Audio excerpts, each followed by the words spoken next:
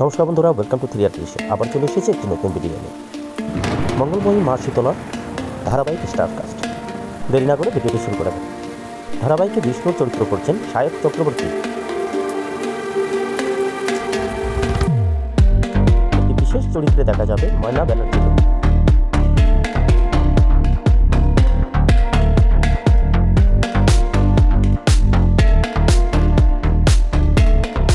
ধারাবাহিকে মহাদেবের চরিত্র করছেন সৌগত বন্দ্যোপাধ্যায়।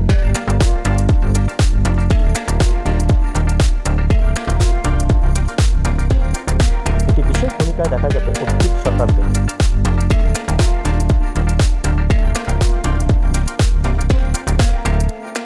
ধারাবাহিকে জরাসুরের চরিত্র করছেন গৌরব মণ্ডল।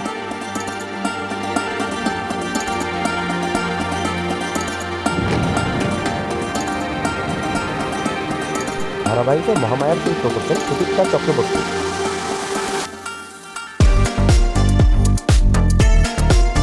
ধারাবাহিকে শিশু শীতলা মায়ের চরিত্র করছেন Subhashree Chakraborty.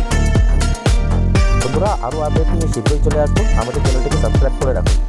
Thanks for watching. Please subscribe our channel three R creation.